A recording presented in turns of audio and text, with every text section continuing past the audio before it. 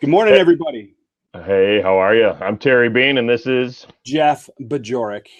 yes, we're together again talking about making better connections and making more sales.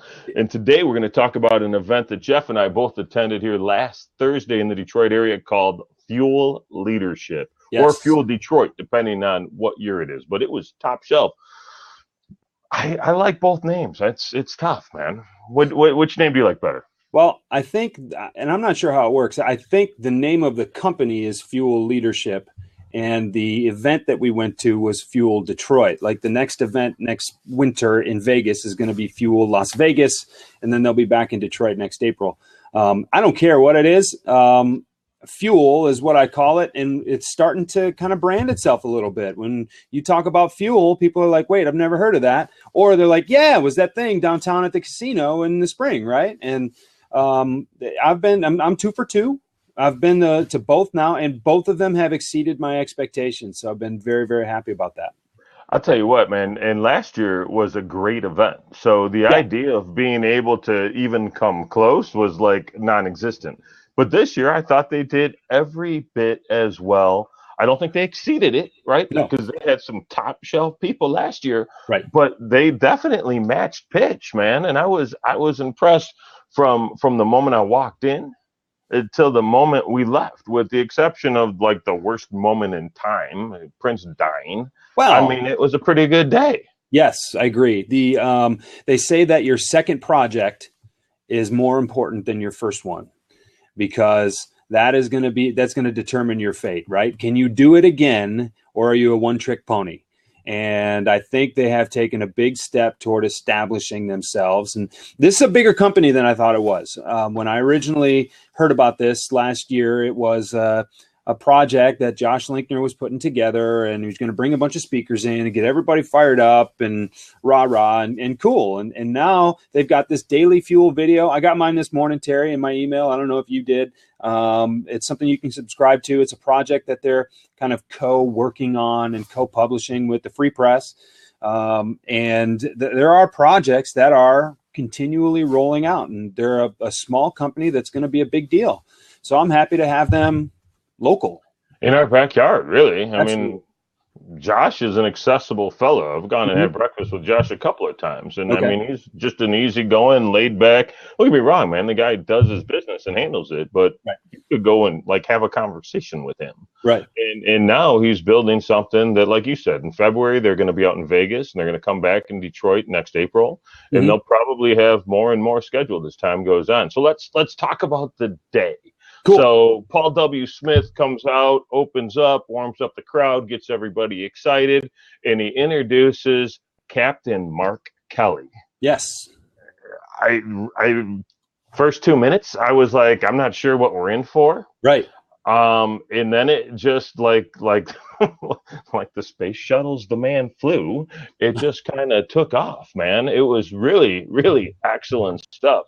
What were some of your key takeaways or favorite points there? That guy sounds like someone I'd like to sit down and have a beer with, or six. He has so many great stories to share. The dude has been in space more than once. He's been on the space station. He's like trying to keep Bono off of his wife / his wife off of Bono while he's communicating live via satellite to a concert, introducing a song, like the production value, right? Like, who gets to do that? Who gets to do that? And so just to color that in, Yeah. Bono's wife and Bono No, have the Captain exact. Kelly, Commander Oh, Kelly. I'm sorry. Captain Wife. Kelly's wife Yes. and Bono have the exact same photo of Captain Kelly's wife and Bono on their desk. Yes. Captain Kelly's wife being Gabrielle Gifford, the senator, the congresswoman Yeah. who was shot Tucson. in Yes. 2011. So very famous person, not necessarily for the right reasons, Right. but an ass kicker in her own right. Both heroes. Both heroes. Well stated. Yes. Well stated. Yeah. I Great story. that whole story was mind blowing. And when he made the quip that of all the things he's done, the most difficult thing he may have done was packed for his wife. Yeah. That's Yeah. cracking me up. Because I thought about packing for my wife. I'm like, oh my God, there's no way I could ever do that right. Never mind evasive maneuvers over Iraq, from ground to air missile fire. I just have not. And here's the thing: he packed for his wife and failed. Right? That's the thing. That's the story that everybody. That part of the story that I don't think very many people remembered was that he's like, it was the hardest thing I ever do. And oh, great, okay. And then they got there, and all her aides were like, well, we have to go because you didn't pack anything. So it was cool. But I think my interesting takeaway from that is I was a youth in Desert Storm in 91. And all I remember was how short that war was and the way it was covered. It seemed like it was a cakewalk. And here's someone who was there and was like, yeah, there were missiles and bullets and like all the tracers and you could see it all. It was horrifying. And I think it's a good, bad thing that we're so insulated from what actually goes on over there.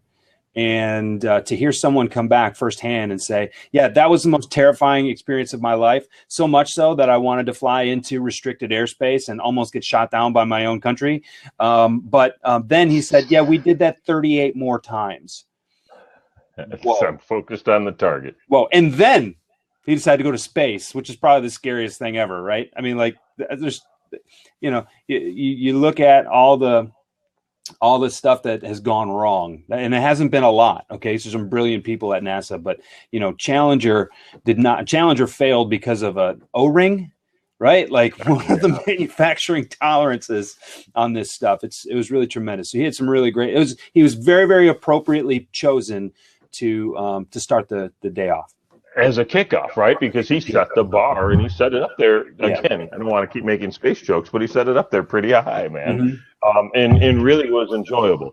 So I loved him. I actually, in my blog review, I gave him an A-. Yes. I don't feel like I took a lot of good leadership tips, and so one of the things and one of the critiques I'd have of Fuel is, what are you? Are you a leadership conference? How is your brand? How are you reaching people? We had a great conversation with Jeff Sapancic about this after the event, right? So they've got a lot of lanes right now, and I assume that they're going to narrow them down. Yeah. But if it is a leadership conference, and I'm not discrediting Captain Mark Kelly as a leader because I'd put him up against anybody. Sure. But from a takeaway perspective, I didn't feel like I got too much there in the leadership realm, but absolutely loved him, thought he was amazing. And he set the stage nicely for Roop Raj of Fox 2 to come out and interview Mitch Albom of Mitch Albom fame. You books, sports writing, news. Mitch Albom. Yeah. Of Mitch Albomness, right? And he's like the best Mitch Albom of all of them, I think. Yes. There are no better Mitch Alboms than that one. He's really good at it. I liked him more than I expected to. To be candid, because I've heard things, right? We hear things, right? And he seemed very genuine. He seemed very sincere. I didn't know anything about Say Detroit, which is his umbrella nonprofit, and he's been in the nonprofit game in the Detroit area since 1996. I thought that was kind of cool. Yeah, and Say stands for Super All Year. Right. I just had to go and check that out to make sure I said it right, because that's not one that sticks with me, but I liked it. I really did. What were some of the things that you got out of Mitch and what he was doing? And it's okay. I like Mitch Albom. I've always liked Mitch Albom. His sports writing and everything has been great. It's been tremendous for years. There's a reason he's won so many awards. I like him when he's on ESPN on the Sports Reporters. He's always got good things to say. I read Tuesdays with Morrie. It made me cry way back in the day, and then they made movies out of it. It was a stage production, all that. It was really, really good. Lately, and a friend of mine who's in PR and got a journalism degree, we like to criticize Mr. Albom. Because he just kind of seems cranky. Maybe he's tired, man. He's busy. And it's like, Mitch, like what? I don't know. And you know what? And to be frank, if you're not being criticized, you're not pushing the envelope far enough. And he does not need my approval or my opinion in order to go to bed feeling good about himself at night. So I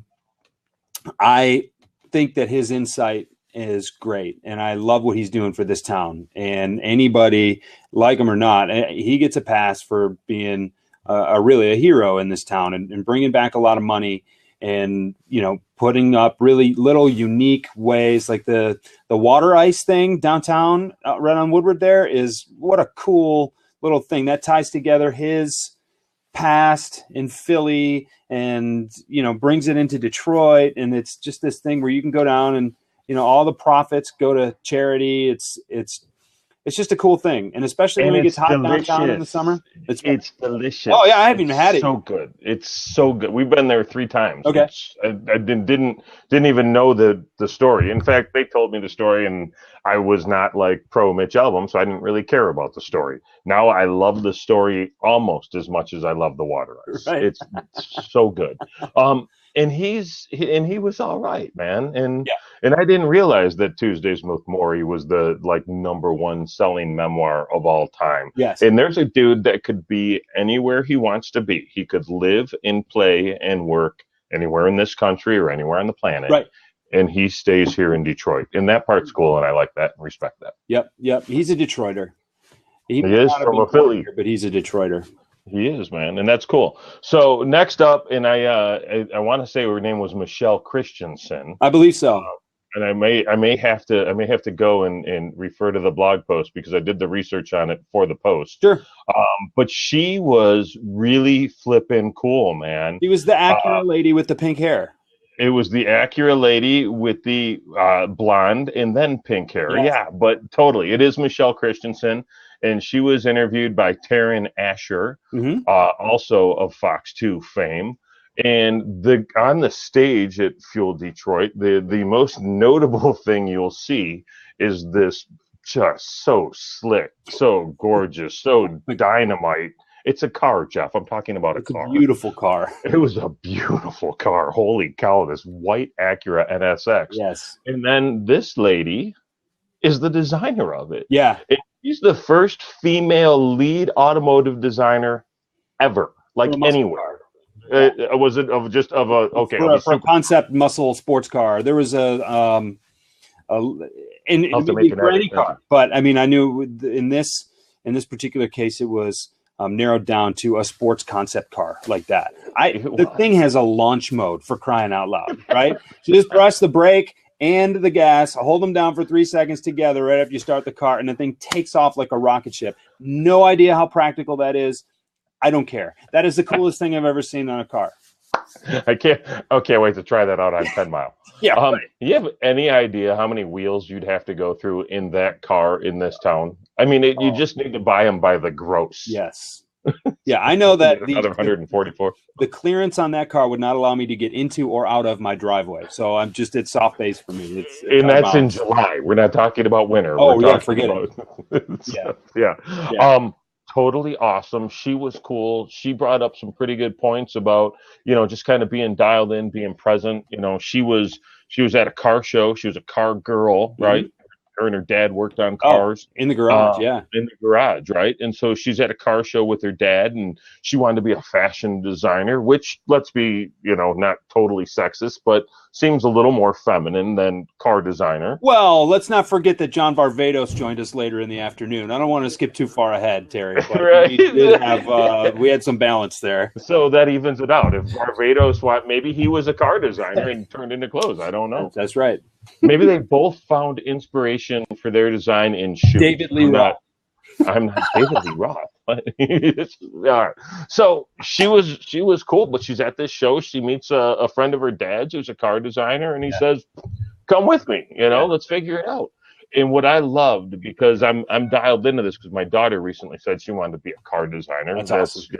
She wanted to be a fireman like last week, so we'll see what happens next week. But she wants to be a car designer, and this girl said, "Hey, anybody that wants to get into this, call me. Let's talk." So I'm saving her. I'm gonna follow Michelle Christensen. It's so cool. And if you want to see the car and you want to see how beautiful this car is, just go to YouTube or go to Google and Google Acura NSX. Okay, like National Security X, whatever, however those call numbers are for the letters. Google that, and then go to the YouTube, and there's a 30-second version and the minute version. We saw the whole version. And when you watch that, you'll not only see a really, really cool car, and they demonstrate launch mode at the end of that car, or at the end of that commercial, but you'll appreciate my David Lee Roth joke. that I just died Nice. 45 seconds ago. So yeah, you'll appreciate it. That's so funny. I just posted a link to the blog post I wrote about it that has a clip of that video right in the blog. Yeah, that was good. I read that this morning. We're trying to drive traffic to a blog post, so or to NSX, whichever works. I don't really care either way. Yeah. It was cool. And then next up, your girl. I was excited about, man. And I don't have anything from her. I don't have the collection. I don't go shopping at Kmart. I don't read any of her magazines or watch any of her television shows. But I had the good fortune of seeing Martha Stewart speak like 5 years ago and talk about walking into something going, I don't even know why I'm coming to listen to this. Right. And being like, when you set the bar really low and have low expectations, it's really easy to have them met. When I go to movies, I'm like, this thing's going to suck. I'm going to hate it. It's going to be the worst thing I've ever seen. And then I walk out and I'll be like, yeah, that was $10 well spent. Not a big deal. Now with her, I was like worried because I've seen her and I thought she was going to be good. Right. And Devin Scillian from Channel 4 interviewed her. And you know what? I thought she was still good. What'd you think? I thought she was remarkably Martha. She's like remarkable. She's a big fan of Detroit, so she gets some bonus points. She gets some props in my book, and that's all good. I think she was lovely. I have not ever been a big Martha Stewart fan. Whenever I've seen her, she seems to be rather stuffy, and maybe that's her persona. Maybe that's just the Northeastern, I'm from Maine and I'm loaded kind of personality. I don't know, but she was actually a lot more down to earth than I thought. She had some great things to say. She had some great stories to tell.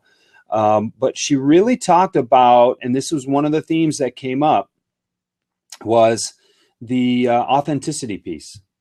And she said that, look, if my designers bring me a teacup, and if I can't use the teacup myself, I won't put my name on it, right? That's not me. Just because it's pretty and there's some beautiful stuff that I've said, no, I'm not willing to put my name on that because it doesn't work. And I was really inspired by where she started, and she just had an interest in doing a lot of things, and the do-it-yourself and the homemaking and the entertain. Her first book was called Entertaining, and it was a cookbook and how to throw a nice party.